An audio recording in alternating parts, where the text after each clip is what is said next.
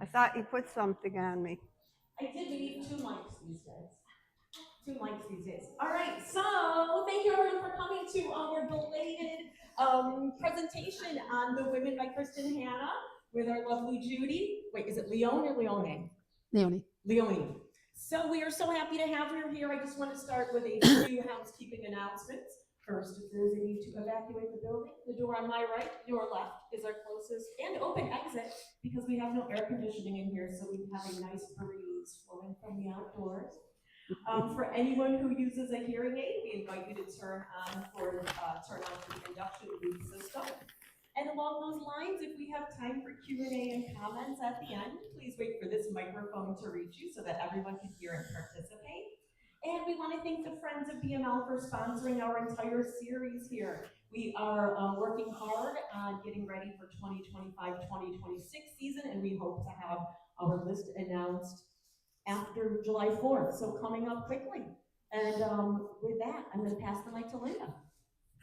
Hi, everybody, and welcome to our last program of this season. It's the one time I think it's important to give a shout out for how did we get here. And I want to give a shout out to the most amazing books sandwiched in team. Deanna Viviani, library manager of all, young adult programming and circulation services. And if you call her on the phone, it goes on for 2 minutes. She has a lot of jobs. She is our supreme navigator and awesome at it. And the team of 10 includes her, Izzy Coons, Shirley Jacobson, Jackie Liebman, Jackie Liebschitz, Diane Reich, Cindy Stewart, Ann Vodacek, Penelope Panko, and me. If I left anybody out, you could shoot me later, and I humbly apologize. How do we get here? Let me tell you, the team of 10 reads over 30 books or more. We suggest to each other, we look in the magazines, we look here, there, and everywhere. Practically all of us are in multiple book clubs. And anyway, that's part A. We read. Part B, we shrink. After all, we're only doing 9 presentations. We try to balance between fiction and nonfiction. Each book that is finally chosen has to have had at least 6 readers so we can discuss it. That's part A. Part B is the fun part, the debate. Which books do we choose? We have very strong opinions. We're all intelligent women. You should mic the conference room. You'd hear a lot. Finally, we come to consensus and we agree. The third part is the trickiest part of all. A book without a presenter, it doesn't do us any good, no matter how much we may like the book. So the search and quest to find a presenter, and 99.9% are very gracious and say yes. And that's how we put this together.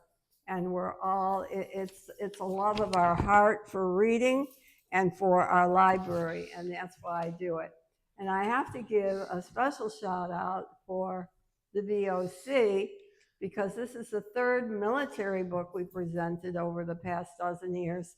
And each time they've led me to the perfectly right speaker. So I am very grateful. It was very interesting, my multiple calls to Judy. I'm sure she felt I was chasing her. The truth is I was. And she finally said yes. And here we are. So I'm not reading what you sent me because I couldn't read it off my phone, and Dina printed out something, so okay. Bear with it. Judy Leone's journey began in Rochester, small home, public school, and for her family church on Sunday. Her career path changed when meeting U.S. Army recruiters during a lunch break. Leone's dream was to be a criminal investigator, which was an impossible dream at the time in normal society, but the Army said they would take her. Leone was the 7th woman to ever serve in that position. Leone spent about 2 years in Germany, where she did not only criminal investigation, but also military intelligence. When her mother became ill, she left the Army and was left with nothing left to do, and she started over. She started her education at MCC, transferred to Nazareth to major in theology, and eventually St. John Fisher for political science. After completing her education, she finished with a bachelor's degree in political science, theology, and minors in philosophy and history. I can't believe there's also a page 2. I can't Woo! either. You had a very busy life, and it's just beginning. Using her degree and college contacts, she found her first job with youth advocacy in Rochester, and that was the beginning of finding her passion. After this job, she began her journey working for churches. After 32, Leone got a degree in pastoral studies so she could be a religious education teacher. About 9 years ago, Leone went back to her grassroots of military work, but this time helping struggling veterans in the community. The Veterans Outreach Center became a different form of outreach to the elderly rather than the youth.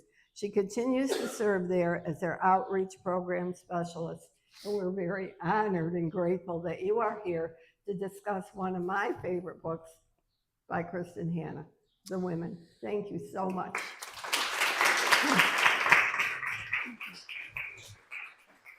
Thank you very much. It's a pleasure to be here. Thank you. And I will start by saying that somebody gave me this book, one of my veterans actually. And when I read it, I was like, oh my God. I read this book in 2 nights because it put me where I was. I walked through that history. Even though I wasn't a NOM, that's something people don't understand. If you were in during the NOM war, you were NOM, no questions, because it affected us across the whole board. I'd like to hear before we get into this, I'd like to hear what you had to think. Like, how did you feel about Frankie and the relationship with her parents? How that wall of honor, God forbid it be a woman.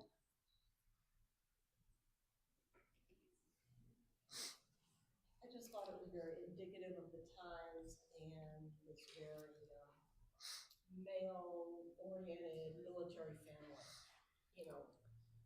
And so it really bothered me because I'm looking at through, current times and how women feel about themselves and know themselves. So that obviously, wasn't,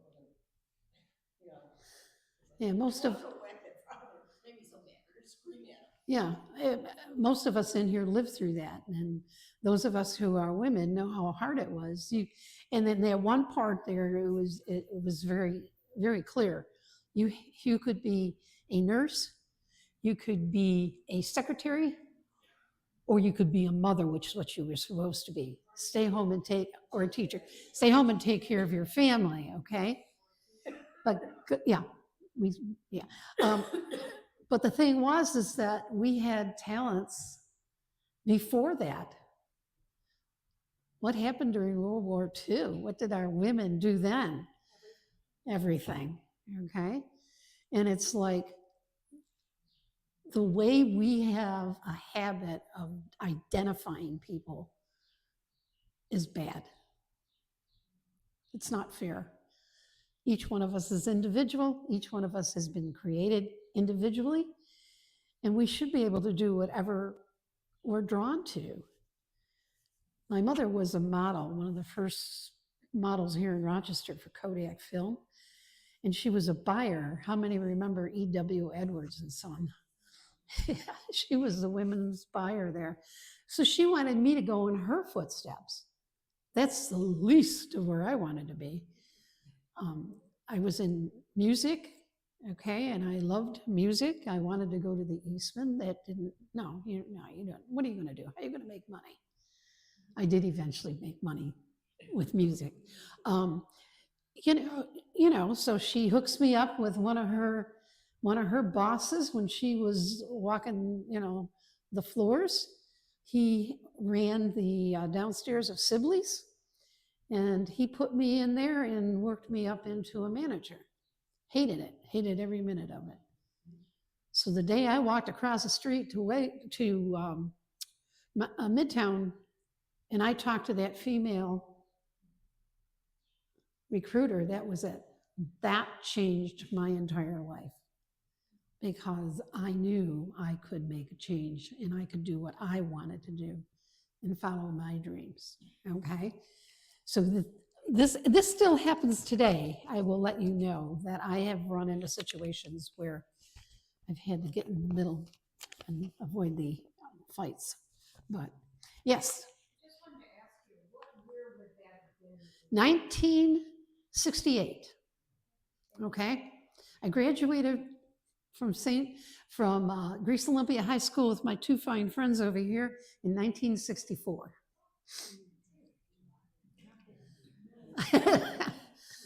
So Frankie's going through a lot.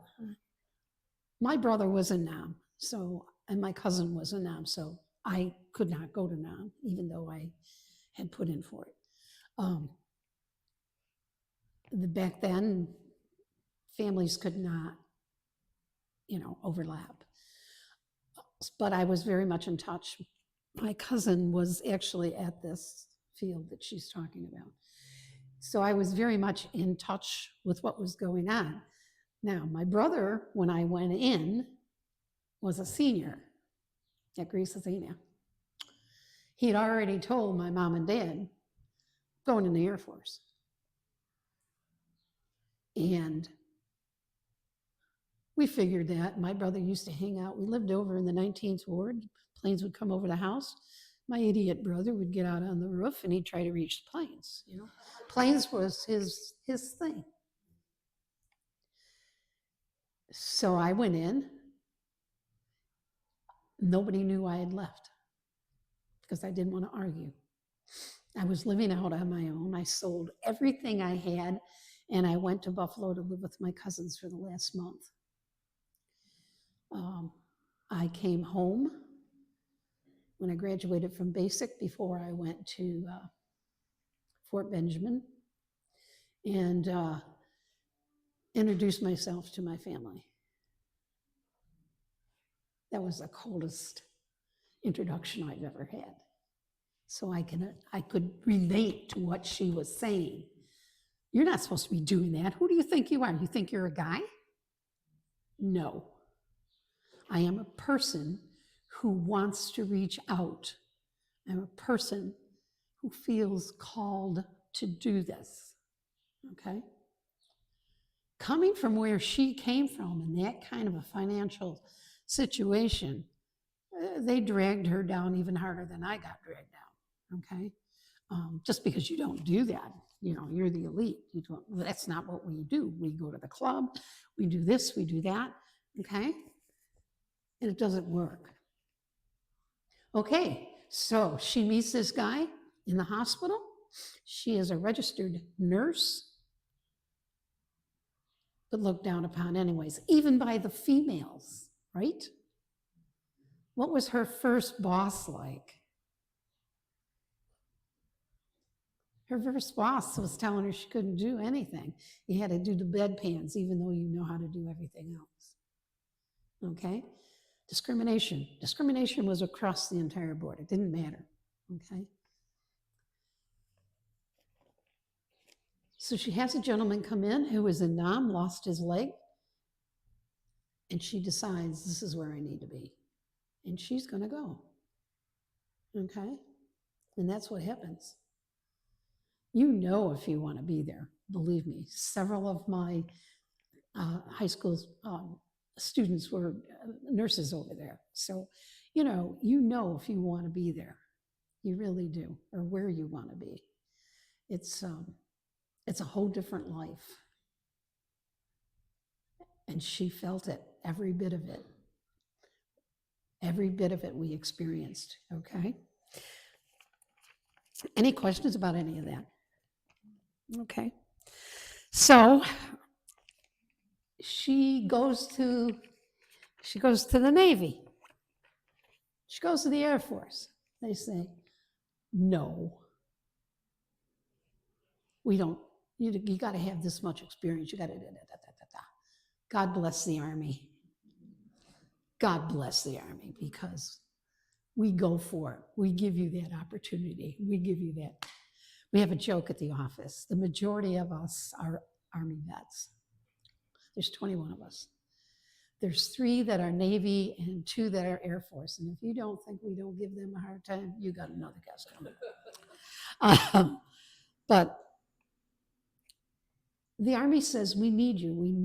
They know what the need is. Okay? They know what's going on over there. And they understand the situation. They take her. She excels. Her parents flip out. Why can't I be on the wall of heroes? You're a female. Females can't be heroes. But her buddy told her he could, huh? Right? Why can't we? Why can't we be heroes? Why can't every one of you in this room is a hero? Okay? Every one of you are a hero. You've lived a life in this crazy country, in this crazy world, and you survived. You're a hero. Okay? It's not easy to head on a plane not knowing where you're going to land or what's going to happen. And, the truth hasn't been told over here. So Frankie leaves. Her mother begs her not to go to Vietnam. Her father tells her she's a fool. Mine did too. Mine did too. Before he died, he said to me, "You had it right. I had it wrong." You know? And it's like, yeah, we have to take care of our kids, but we got to let them do what they need to do because that's how we have all these different things that are happening around us, okay? So she's in a plane heading over to where she's going to be, and the plane is shot at. All of a sudden, she realizes what's going on. I'm in a war. I'm right in the middle of it. Okay? And what they experienced through the rest of that is very true to fact. This woman did a phenomenal job of researching this. You couldn't drink the water. They'd had bottled water because most of it was just no good. You were taking care of everything and anything without a lot of equipment. And there was shooting and bombing all around you. We weren't being told that, were we? They kept that quiet for too long. But when it came out, everybody took action. Okay? So I remember, didn't matter where you were or where you were stationed. One of the things that the generals used to love to do, and I served under General Patton's, one of his sons at Campbell Barracks in Heidelberg, Germany. And any hour of the day or night, we would get a phone call. We're on alert for the next how many hours? Okay? Now they're still working. They still have people coming in. They have people losing their lives. They have people bleeding to death. They have people who have lost their friends. They want to know where their buddy is. They don't want to be alone. They don't know where they are. They don't know what's happening.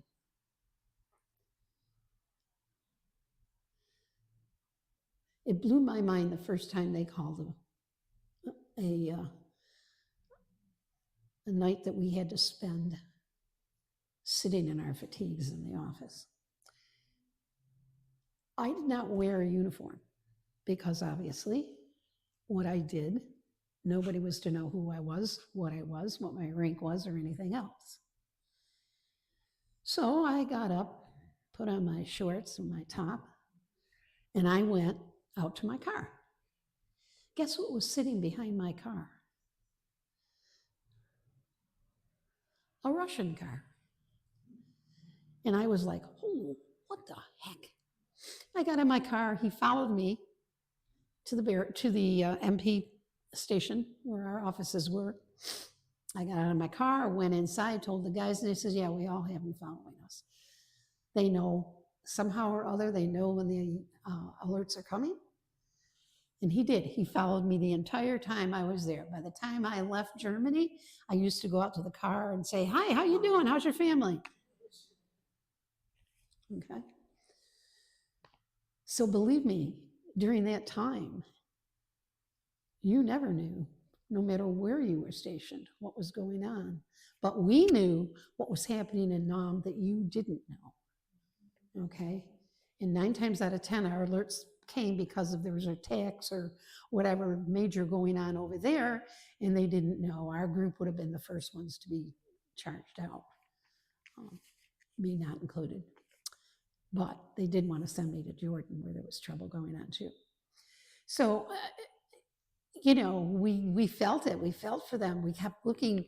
You'd get notifications every day of who died. You'd look to see if you went through basic or AIT with them or anything else. Okay. You become friends.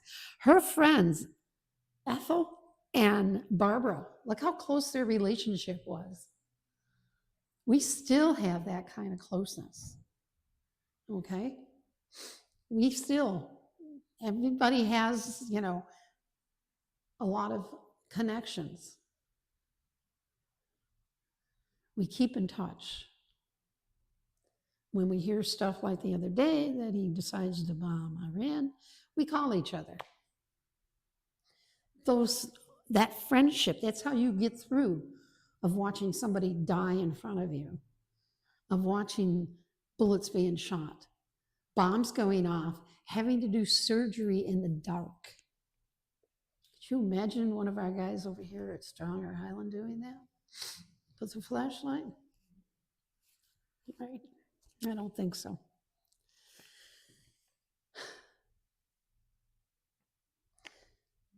Does anybody have any comments about that? How did you feel when you read that? Well, one of the things I wanted to say when we first opened up about the times and Frankie's growing up was, Right. you know, that classic family that so many women came from, and Mhm. that was wrong, that's how it was. But one of the other thoughts I had about that was the fact that we as Americans in this country, and I was in college, that's why I asked you Yeah. about the date of walking across the street. Yeah. We in this country, we were not aware. The media was No. working against us. Right. And we would hear the occasion if we heard Mhm. a story, and it was a story. It wasn't the way it was. Right. So I will tell you, and I've obviously gotten older and hopefully much more intuitive than I was at 18 as these years have gone by.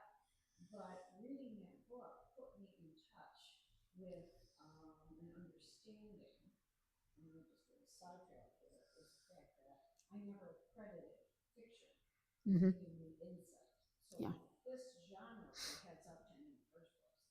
But secondly, to understand fully, I felt it did, more about PTSD and the fact of the horrors that people can see that forever change their lives and perspectives, and people do know when it's come back. That was for me just revelating. I have a son who has just at age 44 retired from the military, going into the Air Force. It's crazy to see a 44-year-old being retired and 48. Right. 22 years. And for the first time, I understand, as the years have gone by, how silent and quieter he became with every year. Yep. It's because of the horrors he has Yeah. seen. He's been there. He has been, he has done them. So I have a fuller understanding of what comes inside and stays inside and gets bottled up forever. Yes. So it's given me a perspective on my child that I appreciated as well. Yeah. The interesting thing is that PTSD was in World War II also. It was in the Korean War, but nobody ever paid attention to that. one of the things that, and I'll get into what we do at the VOC in a little bit, but one of the things that bothered me was I had a World War II man come in my office one day. I basically do the housing for veterans, and this man couldn't read. Couldn't what?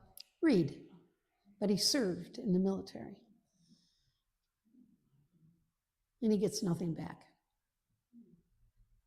Yeah, right. So that PTSD is very important. And it's not just, PTSD is not linked just to war and battle. It's linked to everyday life. You see something traumatic, it could bother you for life. That's not a joke. That is serious. I work with, I work very heavily in the PTS area with our veterans, and I have a few non-veterans too that have got it.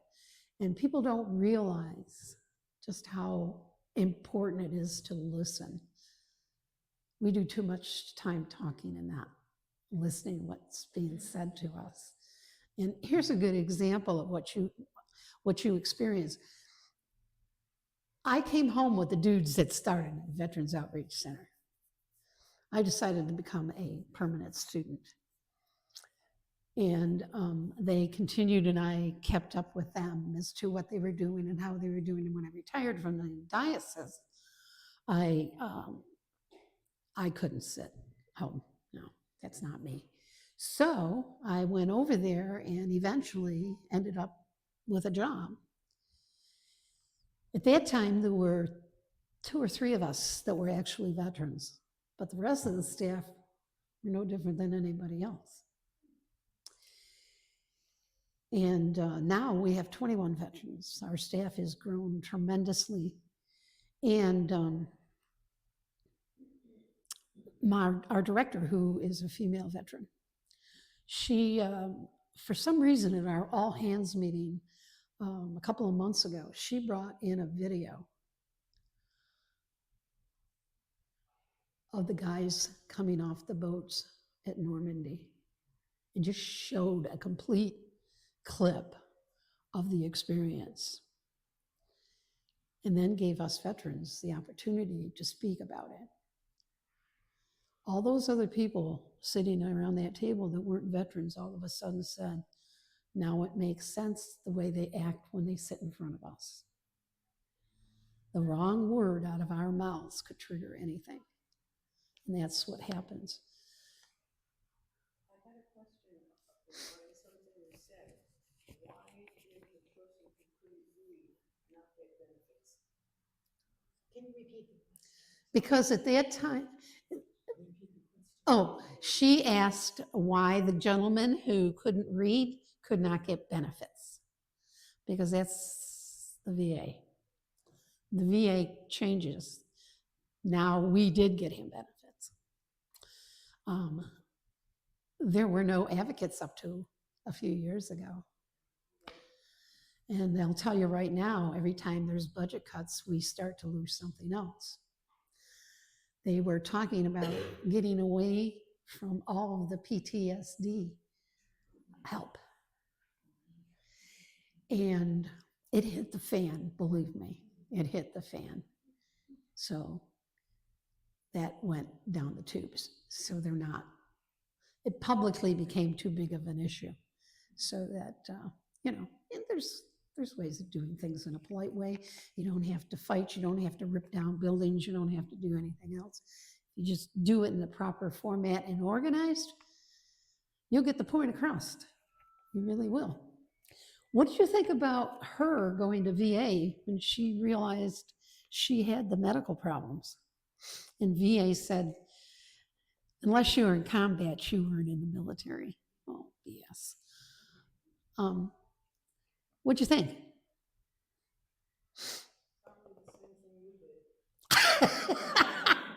Yes. Yeah. And it exists today too, please. Yeah. We have a 3-year bus pass, free for veterans, comes from RTS. Right after, about 4 months after we got it, they stopped they stopped the line going out to Calkins Road to the clinic. So the only way our guys can get out there is that they have to plan ahead of time. And if you're late for your appointment, they won't see you. Oh, believe me, I just went back to, yeah, okay. So they have to go through this process where they have to make these phone calls, then they got to take a bus out to Marketplace Mall, and then they have to wait for another bus to pick them up and take them over to Calkins. And they go through the same BS to get back. We're raising all kinds of issues on that. I think Mr. Morelli has realized it. Unless they know, they really can't do much. But she walks in and they tell her, "You didn't serve. You're nobody." Yes. Reading this book gave me an insight to an aunt of mine who was in World War II, a nurse, a MASH student. I never realized what it was like. She didn't talk about it. At least I was a young child. Yeah. She probably saved me. But she was, afterwards, she worked at VA hospitals. And I didn't realize until a few months ago, through some paperwork her cousin had, that she was in charge of a hospital at night in Germany, taking care of what was going on. So to me, this was a revelation to see the kind of life, and a MASH unit is, I would imagine, similar to what Yes, this very much like this. situation was. Yeah. No, my brother joined the Air Force. Sidestep. I got called into the general's office. My boss says, "What'd you do now?" I said, "I haven't done anything." We go in and he sits down. He says, "Hey, Jude, how you doing?" I looked at him. I said, "Doing fine, sir." He says, "Cut that. I got a question for you. Why'd your brother join the Air Force and not the Army?" And I looked right at him and said, "The Army doesn't want him. Believe me." But my brother, to this day, will not talk to us about Vietnam. And my brother is 100% disabled. He won't even discuss it with me. People at that time were not talking about the after effects. Well, because there, as far as they were concerned, there were no after effects. You are a vet. Stand up to it. You're a Marine. Drop if you don't like it. Okay? And we lived with that. I would go in again. If I come back, I'll probably go in and stay in. Okay? I loved it. I use everything that I learned in the military every day of the week of my life. For example? Structure. Caring for each other. We took care of each other. That's all we had was the person sitting next to us. I used to have, when I was in Europe, I used to have to go in the, when they were doing their riots and they were doing their marches and whatnot, they would put me in undercover because of the Black Panthers. They were infiltrating our barracks. Yeah, okay. I'm like, and I couldn't take my weapon with me. And of course, I'm in civvy clothes and nobody has any idea who I am. And I have to hope and pray that if I have to do something, that all of the judo and stuff I'd learned, I can put back into use. So you never know, okay? You never know. But it taught me a firmness. It taught me to listen. A guy walks in my office or a female walks in my office and I say, "What can I do for you today? What do you need?" And we get into a talk.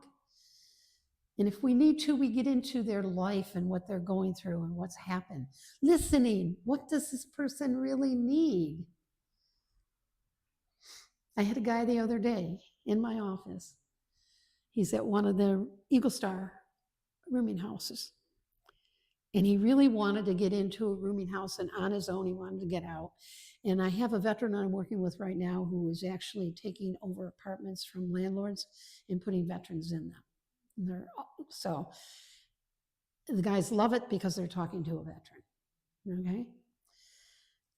So we got him in. We were both a little shaky about it, but I thought, well, let's work with it, Carl, and just take it one step at a time with this kid. We get a call about probably an hour and a half later from his counselor saying, you know, he's going to talk to you. I said, okay. I said, I'm listening. He says, I don't think I'm ready. He's a drinker. And they can't order them not to drink. Okay? Landlords can't say, well, you can't drink. All right? So he was afraid. He's not sure. He wants 2 more months to help himself get away from it. There you go. I said, okay, apartment's waiting for you. Okay? I think though you learn how to, my spirituality was always with me. I was brought up in a strict Catholic Italian family. But I don't think it grew to this point that it's at right now until I had my experiences in the military. My first week over there, my boss grabs me. He says, come on, we're going to go have some fun with the German police. We're going to Frankfurt. One of our healthy girls from over here who was out doing some heavy damage around the world was landing in Frankfurt. And I watched the German police in full riot gear, M16s and all, walk out onto the runway. They had stopped the plane out there. She got Angela Davis. Anybody remember Angela? She got out the door. German cop stood there and looked at her and says, you're not welcome here. Get back in your plane and leave or we'll shoot.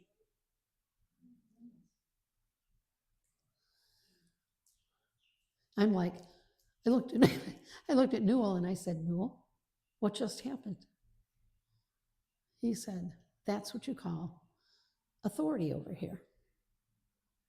I said, oh, okay. She got on the plane and left. So I learned to respect what freedom we do have over here. We probably would have let her land here, and we probably would have just watched her very carefully. Let her do her thing and leave. Okay? So you learned how to live with a different type of community. I've had guys say to me, how come you treat me so well? I'm black. I look right at him. I had one guy, he's 6'3". He came in to see me the other day. I'm his mother. He came in to see me the other day and he just looked at me and said, you know, I thank you. But one day he looked at me and he says, I look like a monkey. Why the hell do you take care of me? And I looked right at him and I said, don't you ever say that again in my office because you're not a monkey. God didn't make you a monkey. And I says, to be honest with you, when I look in your eyes, I see God. Threw him right off base from that point on, never had another problem with him in the agency. Okay? So, and my life has been that way since I got out. I trust, I have faith, and I make everybody turn over to God. No, you're not going to make it. You're not going to stop drinking if you don't, journal. What are you doing? Put it all down in notes. And that's the direction she actually probably would have ended up in, with where she was heading, where she was at. Okay. everybody comes back different. Everybody comes back different. My girlfriend, we've been friends 60 years. She lived next door to me growing up. She got married. The next day, her husband was in the Air Force. Next day, her husband and her flew to Germany for him to start his duty. Okay. He came back with Agent Orange. Agent Orange, what's Agent? It doesn't exist, right? PTSD doesn't exist. The man died 2 years ago. He survived. And to be very honest with you, until he got to Batavia, he never got decent treatment. But, you know, that's what we have to deal with. We're not told anything. When we first got out back then, we didn't even know what our benefits were. The only thing they told us was don't wear your uniform, whatever you do. I just served 8 years and you don't want me to wear my uniform I'm proud of? And then we got here. 2 of us were in uniform. I was too tired to open my duffel bag and change.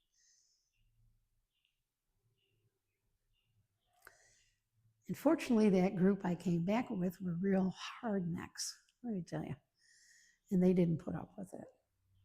So today we have here in Rochester, the Veterans Outreach Center, which is the only Veterans Outreach Center in the country.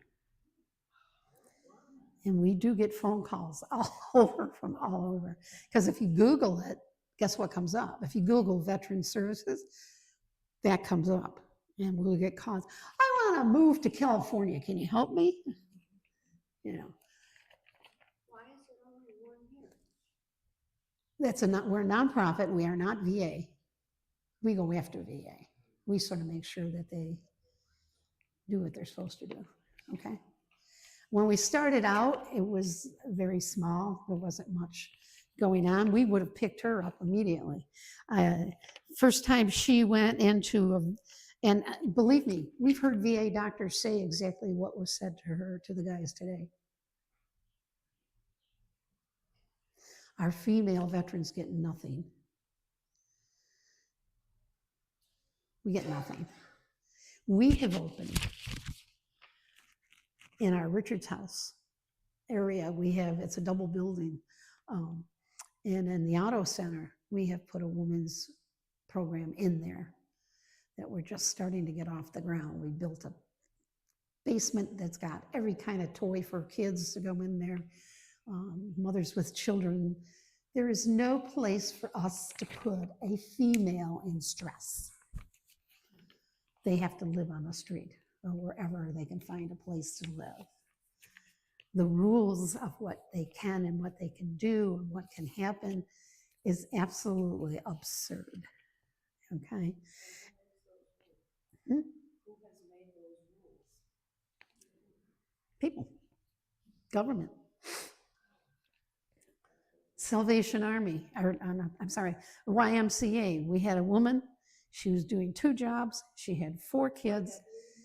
Huh? YW. Yes. And she had 2 jobs. The boy was 14, the other kids were 7 and 10, I think. And they would not put her up because the boy would have to be alone for 4 hours with the kids.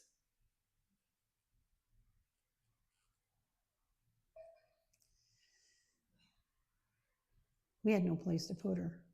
We had a friend of the agency that heard about it, and we put her up in a hotel until we could find a place for her to live. Is she on her own but with no services, or does she have some services? She's got everything she needs now. We were able to get it. We went through but they, so I did a landlord's breakfast a couple of weeks ago. We didn't know what was going to happen, but I was tired of dealing with these guys. So we brought them in, and one of the guys said to me, he says, how do they come to you? Why are they coming to you? I said, because all your doors are shut. I said, these guys sleep under a bridge because they're safer there than they are in the shelters. You allow them to drink, you allow them to smoke, you allow them to do drugs in the shelters. They don't want that. We spend money to send them to Bath to get them back on their feet. They come back here. You put them in a Booth Haven, for example. Place is full of drugs. They walk out, so they're on the street. And then you guys have raised your rent so high that even I can't afford them. So what she was running into is real. This was real, what she did. Everything she went through, when she came home and her father, so your wedding picture can go up there her wedding picture. How about what she did so you could even have that wall of heroes?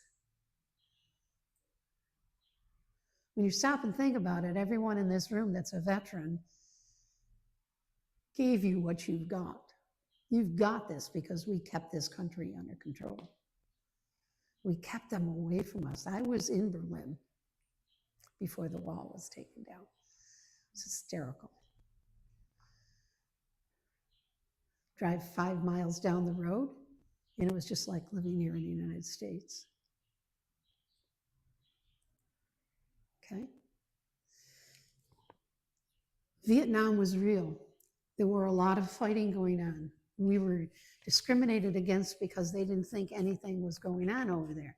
They didn't think we were being shot at. They didn't think we were being bombed. They were told they were releasing no information.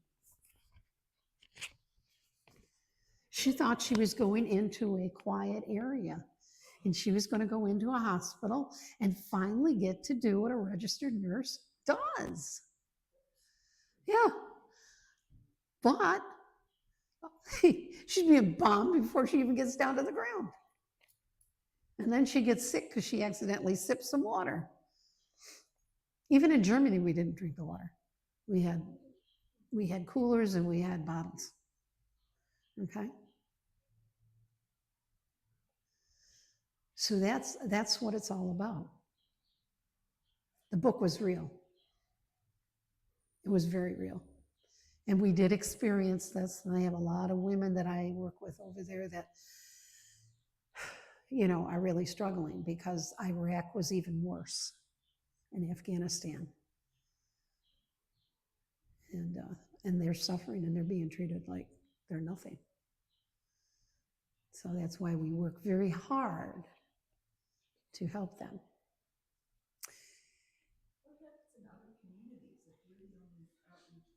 We, here in New York State, we represent 6 counties.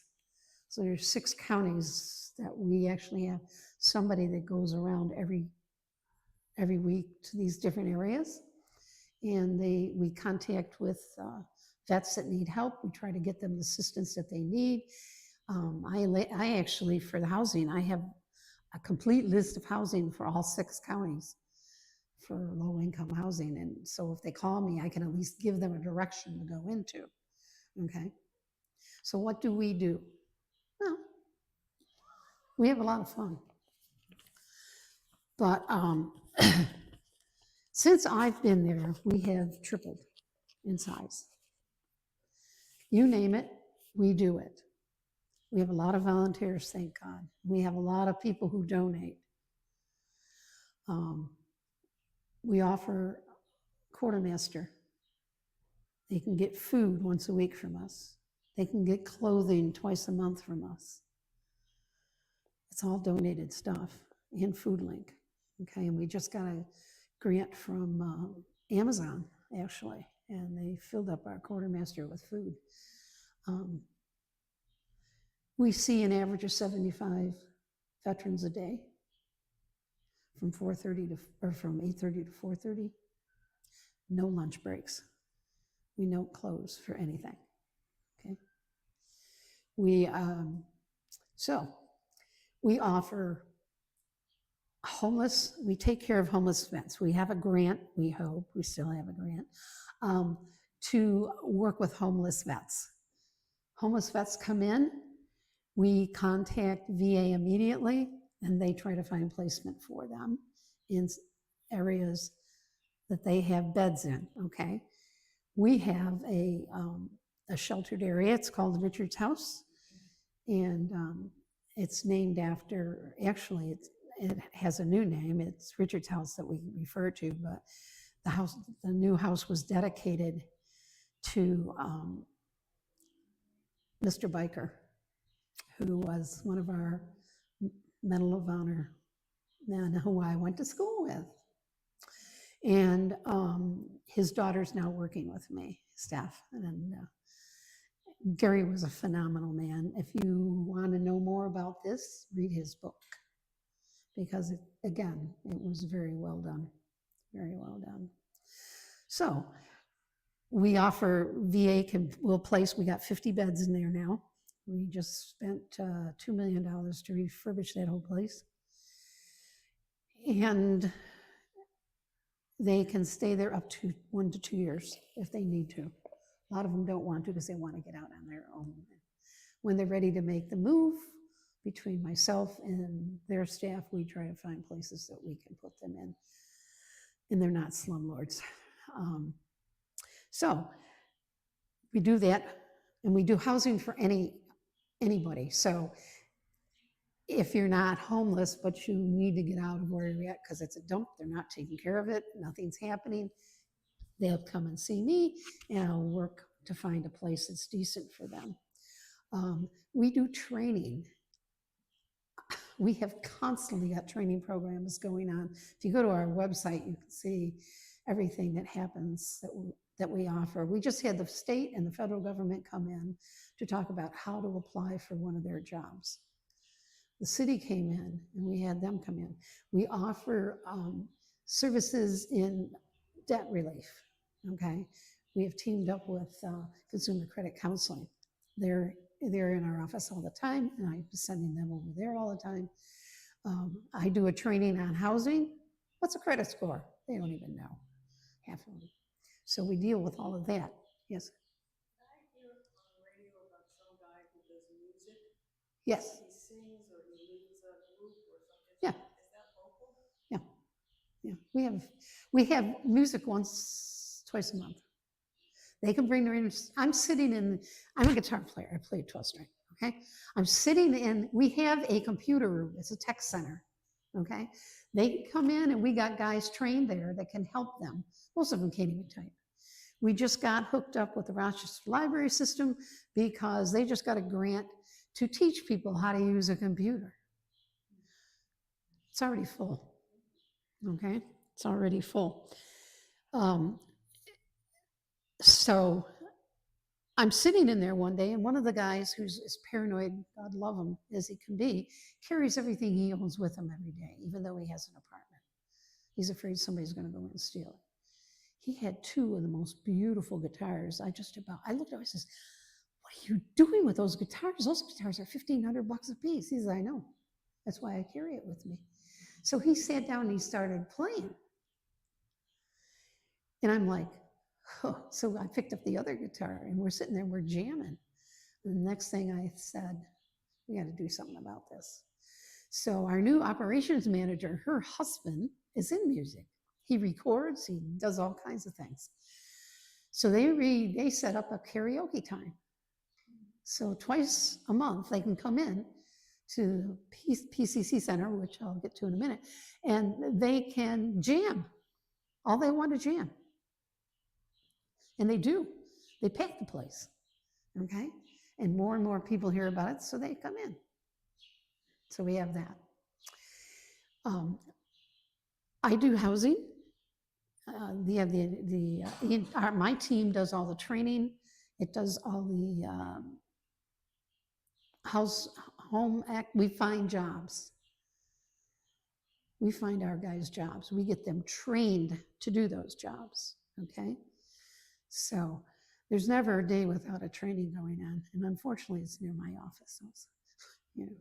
But, so, like I said, we have a lot of donors, and Preston's were one of them. And Mr. Preston, I used to love him. He'd come in and talk to me, and him and his wife. And, one day he comes in, he says, I got 2 scooters downstairs for you guys. And I'm thinking to myself, we can't even get scooters around this building. So they brought them up in the elevator, and we ended up giving them away to 2 of our guys that needed scooters, okay? Well, he died a couple of years ago. And before he died, one of the things he wanted, because it doesn't exist anywhere, was a place for veterans to go, just to be themselves, not have to answer to anything, just follow the rules, do what you want. He donated money to us, and we yesterday actually celebrated the 1-year anniversary of the PCC Center. That center is open 4 days a week from 8:30 in the morning till 11 o'clock at night. And the other couple of days, it's only open from 3 o'clock on. It's open on the weekend, and they can come in and do whatever they want. They put in a TV, they've got game boards, they've got a pool table, they got a billiard table. And it's a great place. The guys, they've got furniture in there, they got everything they could want in there. They can get free laundry, they can get free haircuts. We have a complete social group. We have case managers that are all licensed in one way or another to meet with all. Huh? Oh, PCC, the Pearson Center Community Center, Pearson Community Center. I had to stop and think because we never use it. But, you know, and it hasn't been empty since. You know, those guys came in and ate hot dogs and hamburgers last night, and a bunch of them were watching a movie, and the other bunch was playing games. And we have chess clubs, we have men's groups, we have a women's group that has gotten very big. We offer art therapy. We've done art shows that are amazing. I mean, this art is unbelievable what these people can do. Judy, do you want me to officially open the questions? I know you've been very interactive. No, you're fine. The audience has been great with just shouting out. Do you want to take a few more questions? And I brought some stuff for you if you're interested. Our newsletter and question. I really appreciate how everyone's been participating throughout. Yeah. Kristin, Gillibrand, our New York State Senator, does a lot of work for veterans. Sure does. Particularly women who have been assaulted. Do any of these women come to you? What can be done for this situation? I mean, I question in my head. I know when my daughter was in college, we had military recruiters calling like crazy. I don't know how they found out about her or what they were after. They're on the school list. They're on a school list that gets sent out. I mean, it was endless until her father took over and nobody ever called again. Yeah. I don't know what he's threatening with. Yeah. The Russian military, who knows? But what about these? Why would a woman feel safe going into the military, whether they're stationed here or God knows where? I never felt unsafe. And it goes back to the buddy system. We take care of each other.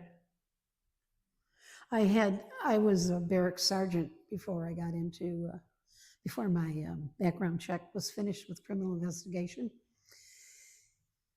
And I had girls from all over this country. I had girls coming from farms that didn't know anything. Matter of fact, we took them down to Old Town in Chicago, and I told them, whatever you do, don't stare at anybody. And a car pulls up right next to me that had, men who dress like women who were doing dancing down there. And she gulps and she looks at me. I said, don't you say it. When we get where we're going, you can say it to me. Okay. So it's like, you had to take care of each other. You had to teach each other. Hey, kids that were afraid that, there was nothing going on but the Indianapolis 500 and where we were at Fort Bend.